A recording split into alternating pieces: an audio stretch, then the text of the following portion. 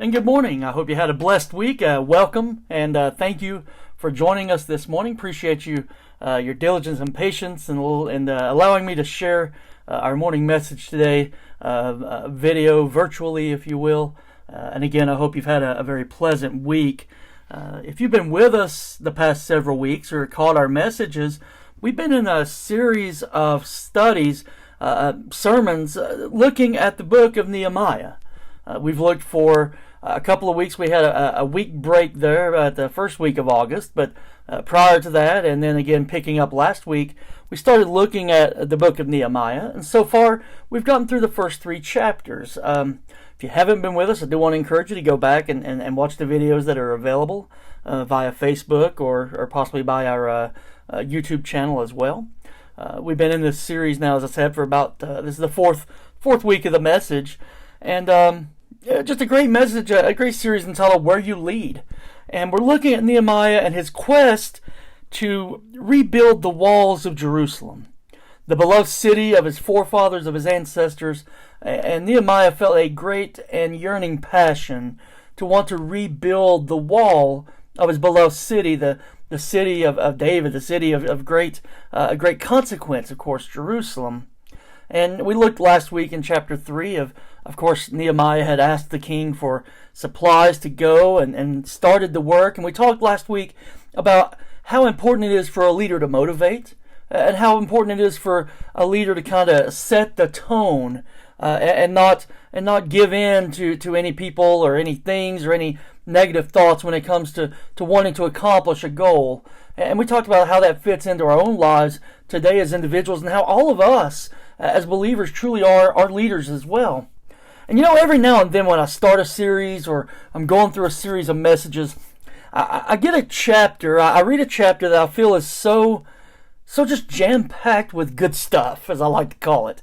Just some good fodder, if you will. That I really feel like just that chapter alone could be a series. I could probably preach for a month on such chapters, and I really believe Nehemiah 4 is one of those chapters. I believe that every Christian leader would do really well if they were to commit Nehemiah 4 to memory, or at the very least consult it frequently. I really believe it's that good of a chapter for a believer. And I'm not going to spend a month on Nehemiah chapter 4, but I do want to spend a few minutes together this morning, just some good few minutes, if you will, just looking at this chapter. And I want to encourage you, read this chapter this week. Take the time to read it, to meditate on this chapter, and just really allow its lessons to seep into your soul. Allow the lessons to sink into your heart and into your mind. And whenever you find yourself, I really believe this is a great theme of this chapter, whenever you find yourself under fire, when you find yourself facing criticism, I encourage you, don't walk, but run back to Nehemiah chapter 4. That's truly how good this chapter is. This chapter, again, chapter 4 of Nehemiah, it's about an unfortunate yet inevitable companion to leadership. And that's criticism, opposition. We all face it. We face criticism, don't we? It doesn't matter what our job is. Doesn't matter if we have a job. Whatever it may be in our lives.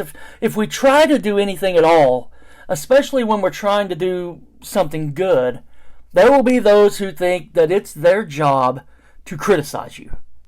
That it's their role to be the one to shout the negative. And sometimes there's even going to be those people who believe it's their job to stop you in their tracks no matter what. And I'm going to tell you, if you're not enduring criticism in some form or fashion right now, there's something I'd like you to just take a second to do. I want you to take your 2 fingers of your hand, I want you to take your wrist, and I want you to check for a pulse. I want you to make sure you're still alive. I want you to check your schedule. Because maybe the reason that you aren't being criticized or that nobody's criticizing you is because really you're not attempting anything spectacular. maybe you're not doing anything with enough positive and forward motivation that you're even experiencing anybody wanting to brush back or offer resistance. It's like Elbert Hubbard once said. He said to avoid criticism, you can do three things. He said you can do nothing, you can say nothing, and you can be nothing. And how true is that? That those three things, do something, say something, be nothing, is indicative of someone who doesn't face criticism. Because you're just sitting there like a bump on a log. I remember back one of the fables of Aesop. And this is one that just has really particularly stuck in my mind. It really reminds me, and it really illustrates well, the nature of criticism and of critical people.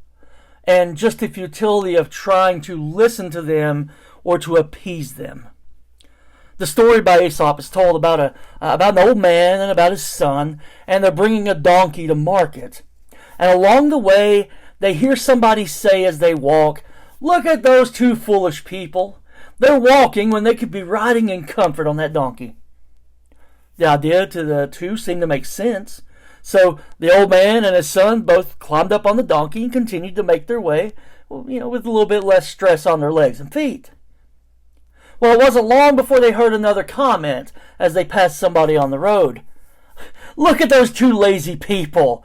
They're breaking the back of that poor donkey. He'll be so tired by the time they get to market, nobody's going to want to buy him." So the old man, he got off the donkey, and he walked beside the donkey as his son continued to ride. Soon they heard someone else shout out, "What a terrible thing. The old man has to walk while that young boy gets to ride that donkey." So they decided to change places. And the young boy started walking, the old man is on the donkey riding. And again, they do that. And as they trade a short while later, they hear another comment. "Look at that selfish man. He rides that donkey and he makes that little boy walk." The old man and the boy, they thought long and hard about what was going on and all the criticism they were hearing. So they finally came up with a solution. They decided to tie the donkey onto a pole. And then they placed each end of the pole up on their shoulders. And they carried him as they continued their journey to market. Well, they cross a bridge, and as they're crossing that bridge, the pole breaks. The donkey came loose, and he fell into the river and drowned. The moral here is that you can't please everybody. And if you try, you're probably going to end up losing your donkey in the process. Now, I don't want to, or need really, to spend a great deal of time describing the criticism that you're facing. Because you probably already know what criticism's like. You've probably heard it. You're too something, or you're not enough of something else. You hear it from maybe your spouse. You hear it from your boss. You hear it from your coworkers. Maybe you hear it from your kids. You might hear it from fellow employees at the water cooler, or maybe from your friends, or from your enemies, maybe even by total strangers. So I don't need to go into a great bit of detail about the criticisms that you're facing. But I do want to spend a few moments looking at the crisis Nehemiah faced, just to help us here 2,500 years in the future to understand. To understand that critics haven't really changed, have they? They're still around. And critics are using the exact same playbook today that they used centuries ago, millennia ago in Nehemiah's day. You see, people who criticize aren't the most creative bunch. I want you to look at what the critics did. We're looking at chapter 4 of Nehemiah. And I'm going to begin, again, as I mentioned last week, just kind of hitting the high spots of the chapter as opposed to going through and reading the whole thing entirely. But again, as I said earlier, I want you to take advantage of an opportunity to delve back a little deeper into this chapter. Go back and reread it. Don't just take my word for what you're hearing. Read into the word yourself as well. I want to look at verse 1 to start. We read there in chapter 4, verse 1, when Sanballat heard that we were rebuilding the wall, he became angry and was greatly incensed. Now, that name Sanballat, we heard earlier. We looked at that individual a couple of weeks ago back in chapter 2. We saw that when we first heard about Sanballat, Nehemiah's response to him was basically, hey, look, what we're doing is really none of your business. But like most critics, guess what Sanballat did? He made it his business. He didn't care that it wasn't his business. It didn't stop him from talking trash. We look at the next verse in verse 2. We read, this Sanballat, he ridiculed the Jews. And in the presence of his associates and the army of Samaria, he said, what are those feeble Jews doing? Now notice a phrase there. It's a preposition. In the presence of his associates. I think that's important to consider because, at least in most of my experiences and in many others, it seems like critics are always looking for an audience. They're always looking for someone to look to them that values their comments, that values their criticism. Rarely will a critic come straight to you and say, hey, can we talk about this one-on-one? No.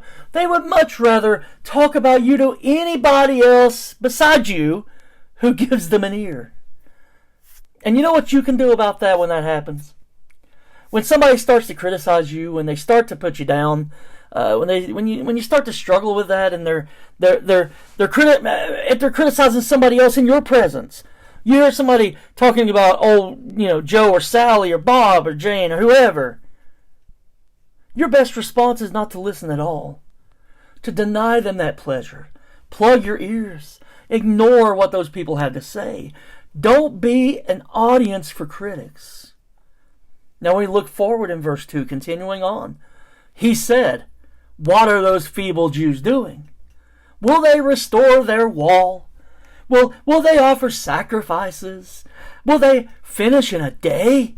Can they bring the stones back to life from those heaps of rubble, burned as they are?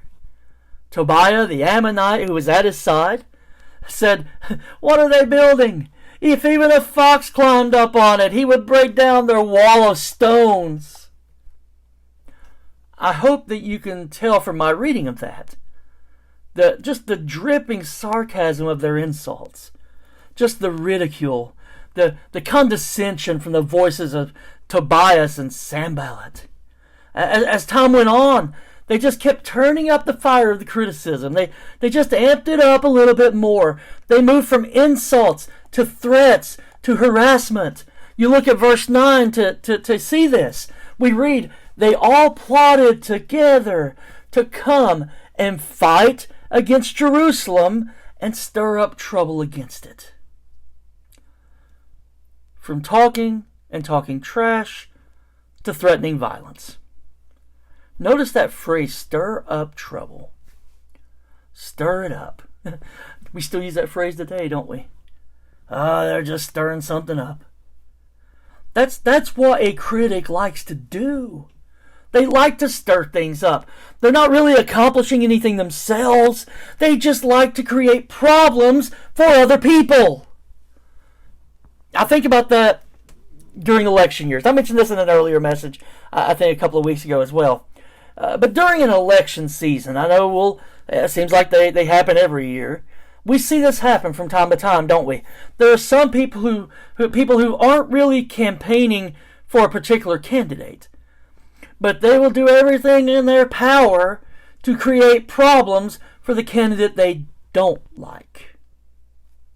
And people, I'm not saying one side or the other is guilty, because both sides are. Both sides of the political coin, they do that.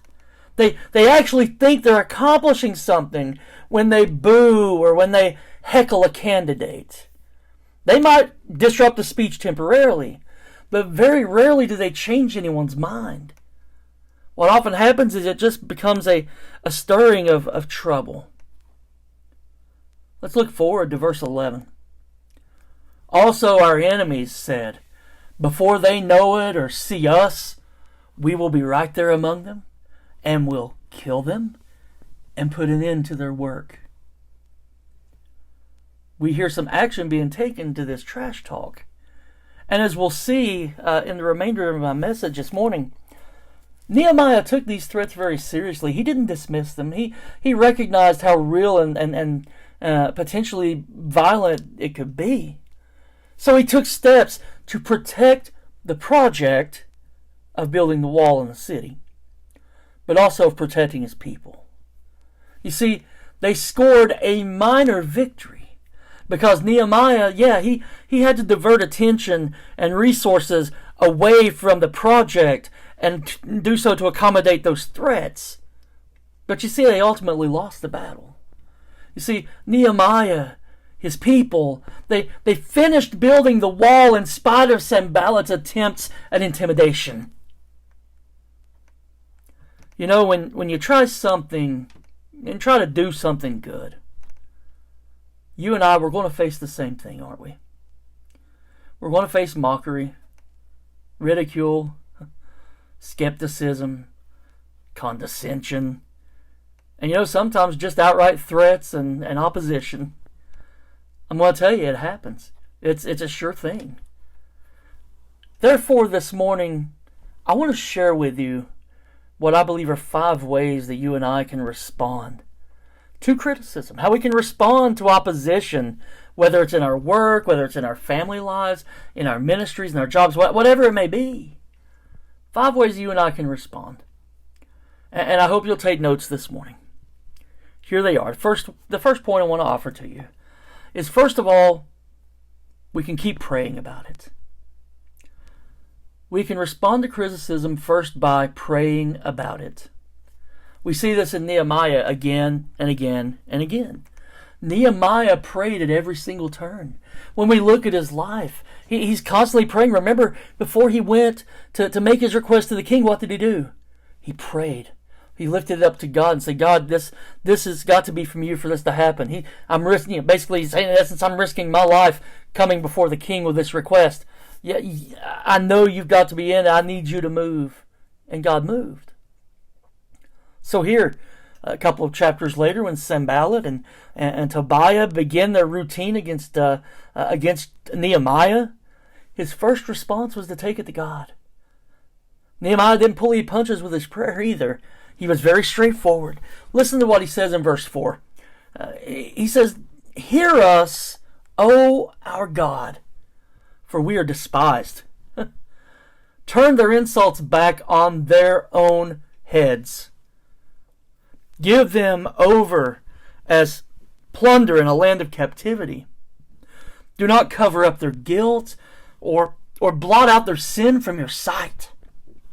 For they have thrown insults in the face of their builders."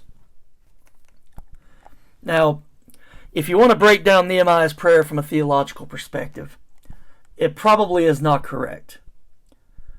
But you've got to remember that he was correct when it comes to pouring his heart out to God, just right off the bat. He didn't beat around the bush. Nehemiah was saying, in effect, God, don't let these enemies destroy us. Don't let these enemies destroy the work that we're doing. And you know, that's the right response. And that should be our very first response when we face critics, when we face opposition. We look in verse 9, we see it again. We see Nehemiah referring to prayer. When they plotted together this notion by Sanballat and Tobias to plot together to stir up trouble and incite violence, Nehemiah says in verse 9, "But we prayed to our God and posted a guard day and night to meet this threat." I want to challenge you today. Make prayer your first resort, not your last. It will revolutionize your life, not just as a Christian, not just as a parent or a grandparent or an employee, but as a leader. Another way that we respond to criticism not only is to keep praying about it, but secondly, to keep our eye on the ball. To keep our eye on the ball. We look at verse 6 here in chapter 4. Nehemiah writes, "So we rebuilt the wall till all of it reached half its height, for the people worked with all their heart." You notice in this verse, Nehemiah addressing Sanballat or Tobiah in any way? Tobias, I should say. Yeah, Tobiah. No. We don't hear Nehemiah say anything to them. He didn't go up to him and defend his strategy. He didn't go up to him and argue with him about whether or not the materials they were using would hold up. They were saying a mere fox would make the walls crumble, and Nehemiah didn't say, well, I'm going to prove them wrong. No. You see, he didn't counterattack. He didn't call them names. He didn't say, oh, yes, so you say. What did Jeremiah and his people do?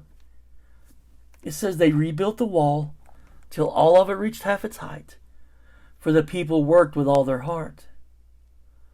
See, Nehemiah took the attitude of saying, look, you can criticize us all you want. We're just going to work a little bit harder. You see, in our lives, when you and I face criticism, when we hear about criticism that's been directed toward us, we do that a lot too. We hear it second-handedly, don't we? When those times happen, you and I must not lose sight of what we're supposed to be doing. Don't lose sight of the job that you've been called to do. Keep your eye on the ball. Stay focused. Keep doing your job. Keep building that wall. Keep working with all your heart. A third way we respond to criticism is we can also keep our guard up. We can keep our guard up. I want you to understand that there's a difference between responding to a threat and responding to criticism. There's a difference. Responding to criticism, which usually amounts to a little bit more than arguing maybe, responding to that's futile. It's like the old saying that it's like you're wrestling a pig in a pig pen. Both of you are going to get dirty, you and the pig, but the pig's going to be happy and love it. That's what it's like when you're trying to argue with those who criticize. We're trying to stoop to that level. It's futile. There's no use to it. There's no good that comes out of it. But however, when we respond to a threat, that's absolutely necessary. We should do that. You see, when you have a threat, you have to protect yourself. Yeah, and I'm not just talking about threats of violence here, okay? I'm talking about the kind of threat that we're always up against. The threat from our common enemy, to do to us ill at the first opportunity. I think about the enemy who likes to seek and devour like a roaring lion. We read he'd love to destroy us. Our enemies, our critics, are those who want to threaten us. They'd love to destroy our morale and destroy our momentum, destroy our credibility or our reputation. And it'll happen if we give them half a chance to do it. But I love the fact that Nehemiah didn't respond to the criticism aimed at him. But you notice when the criticism turned to threats, we read in verse 9, he says, we prayed to our God and posted a guard day and night to meet the threat. Verse 13, just 4 verses later, we read a little bit more. We read, therefore I stationed some of the people behind the lowest points of the wall at the exposed places, posting them by families with their swords, spears, and bows. Now Nehemiah, he didn't go on the offensive. He didn't go and incite an attack. But he began to take the steps necessary to protect himself and his people. And I want you to know that there are steps that you can take as well to protect yourself and protect your family and protect your individual from the attacks of others. There are steps you can take. If you're dealing with somebody that's maybe constantly twisting your words, then you can get in the habit of putting everything in writing to make sure that it's documented. After many conversations that I have with people, I'll often, especially in my job as a reporter, as a journalist, I'll follow up with an email. And that email says, now, this is what we discussed, this is what we decided to do. What that does is it prevents any tendency toward confusion or deception on down the line. You have a paper trail, as they say. So another way that you and I can keep our guard up is not only keeping things in writing, but we can avoid situations in which people might try to make up stories about us. I love what the Apostle Paul said in 1 Thessalonians 5:22 when he writes, "Abstain from all appearance of evil." He didn't just say abstain from evil, but abstain from every appearance of evil. Some thoughts. Don't be alone with persons of the opposite sex. I know evangelist Billy Graham made that one of his primary rules in his ministry. That even if, regardless, if it wasn't his wife, it didn't matter who it was, if it was a female, he would always meet them in the open, door open, and often with somebody else with him. Just to take away any hint of impropriety in his own life. A great model to follow, I believe. Also, don't borrow money from petty cash with the idea of paying it back later.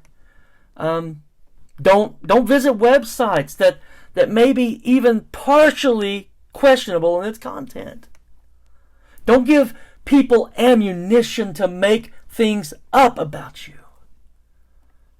And when it comes to leadership, it's an unfortunate reality. It really is that this happens in ministry, even in life today. It's so unfortunate that we have to protect ourselves, that we have to watch our backs. Wouldn't it be nice if that wasn't necessary? Just like it would be nice if we didn't have to, buy locks for our houses, that we didn't have to lock our doors at night in the car vehicle doors, or we didn't have to have virus protection for our computers. That would be really nice. But that's not how it is. If you are a leader, and as I've said previously, I believe we all have qualities of leadership that God has placed within us.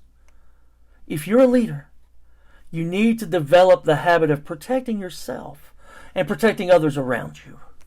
It's like Nehemiah says in verse 17. He writes, "Those who carried materials did their work with one hand, and they held a weapon with the other." And he also said, "Neither I, nor my brothers, nor my men, nor the guards with me took off our clothes. Each had his weapon, even when he went for water." Talk about keeping your friends close and your enemies closer. These men kept their enemies there somewhat close, but they kept their weapons even closer. Basically, what Nehemiah is saying here is, look, we were always ready. We were always prepared. We never let down our guard. And I want you to know that you as well need to always be ready. Don't be cynical. Don't be jaded. Don't be distrustful of everybody's intentions. Just be cautious. Be prepared. Keep your guard up. And don't give the enemy an easy shot at you. Next way that we respond to criticism is we also keep spending time with the right people. We keep spending time with the right people. I like how Nehemiah, when he first began responding to these threats, he says in verse 13 that he stationed some of the people behind the lowest points of the wall at exposed places, posting them by families. And I always found that interesting, though, that last portion of that sentence, posting them by families. I think, why, Nehemiah, would you do that? Why would you put fathers, mothers, children huddled together at some place where they could all be threatened and maybe attacked or killed? And I think that Nehemiah did it this way because he knew that families would take an extra effort to protect one another. Tell me, if you're a parent, tell me that there is nothing you wouldn't do to protect your child. I don't care if that child is 5. I don't care if that child's 55. You would do anything to help them, to protect them, to take care of them. And I think that's the mindset here that Nehemiah has. And he also knew that during threatening times, families needed to be close together. They should be close to one another. I'm going to tell you, there's people in your life, most likely those people beginning with your family, maybe including your closest friends. They're able to stand with you at your weakest times, in your most vulnerable places. They are the ones you'll see at your side. Don't ignore them. They are there for a reason. Don't try to go it alone in this world. One of the worst things we can ever do is try to play Lone Ranger. God doesn't intend for us to be Lone Rangers. And I love he says he posted them at the lowest points of the wall, these families. And I believe that God puts people in our lives at the lowest points of our spiritual wall. And he puts them there for us to be able to lean on them, for us to be able to seek protection in them. On in verse 13, we read this from Nehemiah 4. Then I said to the nobles, the officials, and the rest of the people, the work is extensive and spread out, and we are widely separated from each other along the wall. That idea, we're widely separated from each other, he says. When that happens, that's when we're most vulnerable to attack, when we're widely separated from one another. Now look at verse 20 here in Nehemiah 4. Whenever you hear the sound of the trumpet, join us there. Our God will fight for us. Our God will fight for us. You know, when we face criticism, when we're dealing with opposition, we have got to make sure we're spending time with other people.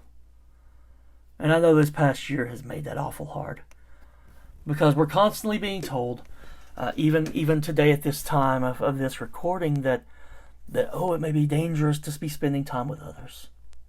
And there's some truth in that, I'm sure. But it's important for us to come together. It's important for us to spend time with other people. It's good for the spirit and the soul to be involved in a church, in a Bible study at home or church or wherever, or coming to Sunday school, or being part of a small group. That's why it's important for families to spend time together, for friends to spend time together. You see, it's those moments that remind us that we're not alone.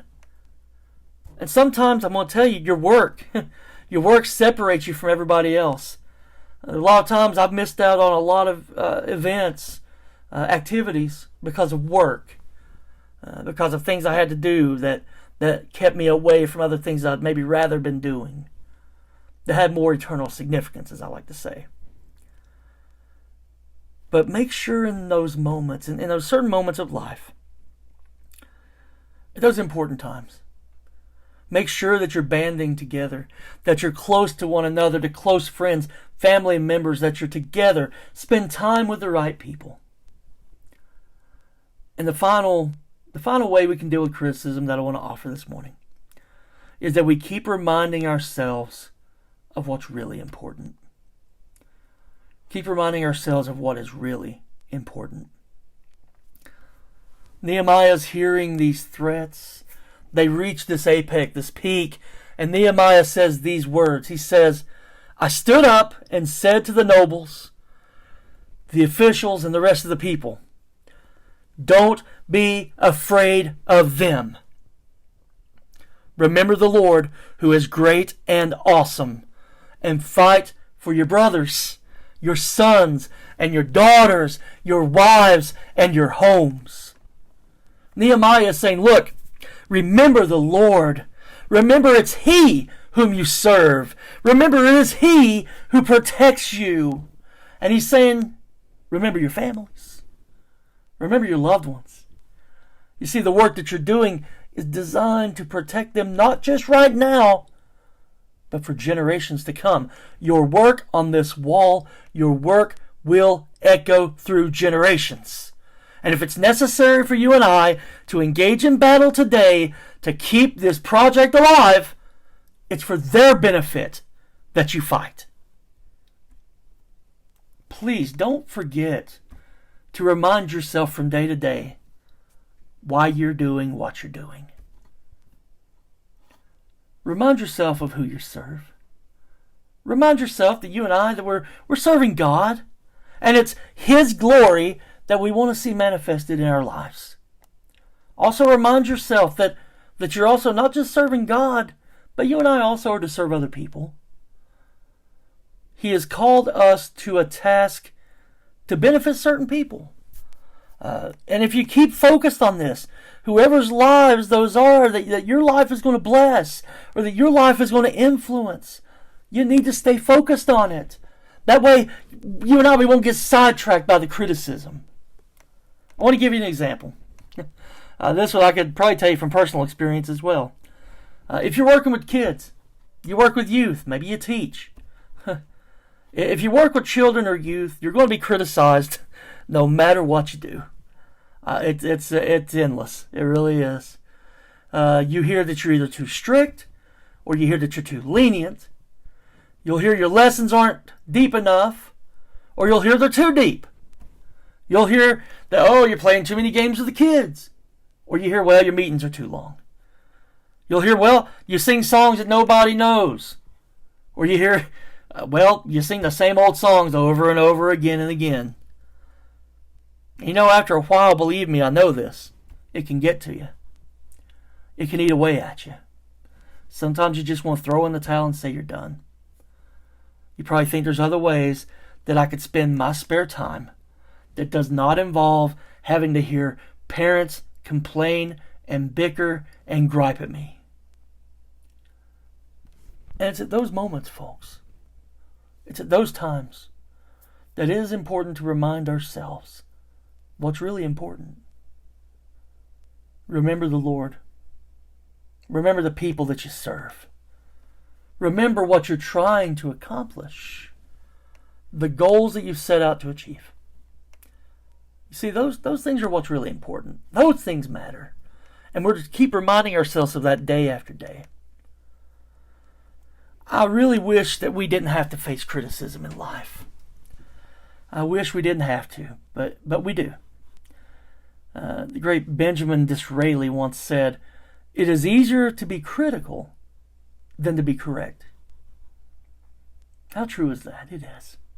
And you know, it's also easier for some people to criticize others than it is to actually get involved doing good things themselves. It's a lot easier to be an armchair quarterback than to be in the game. And for that reason, criticism is just unavoidable.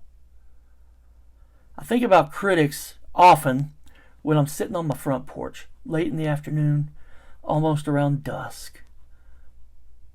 I'll sit on my patio, my furniture, and if I'm wearing shorts and I'm not wearing pants, something like that, or short sleeves, even if I don't have my head covered, I notice these gnats that come around. Gnats are just annoying, aren't they?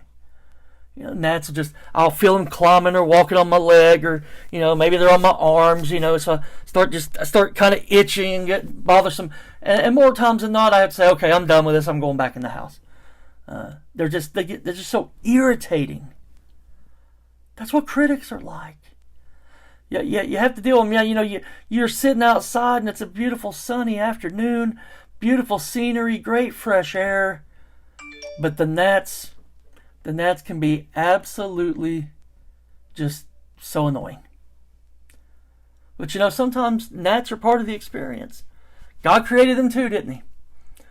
They're just part of the experience, and you have to put up with it. I want you to know that if you're in leadership, you have to put up with criticism and opposition too. But the key to it isn't fighting back. You don't fight fire with fire. The key is to keep moving forward. That we keep doing what God has called you and I to do. You and I are called to keep focused on Him. We're called to keep focused on the work. We're called to keep our guard up. We're called to keep in contact with the right people. And we're called to keep reminding ourselves of why we do what we do. See, that's how you and I respond to criticism. And I want to close this morning by offering encouragement to you. I want to encourage you this week to remember 3 important actions. One is to ignore the critics. Maybe easy, maybe tough. Ignore the critics. Secondly, diffuse the threats. If you feel there's physical threatening going on, diffuse it. Find a way. And then thirdly, keep building the wall. Don't let threats, don't let criticism distract you from the job you're called to do. Whatever God has planned in your life and whatever He's calling for you to do, keep building the wall. Critics will always be around. But our God's bigger than a critic, isn't He? Our God is great. And yes, God will fight for us. Let's be like Nehemiah. Handle the critics, and however many and however they may come. But keep pressing forward. For ourselves, for God, and for others. Let's pray. Almighty God, we thank you once again that we can come to you in this way, that we can pray to you. And Lord, we come recognizing your servant Nehemiah.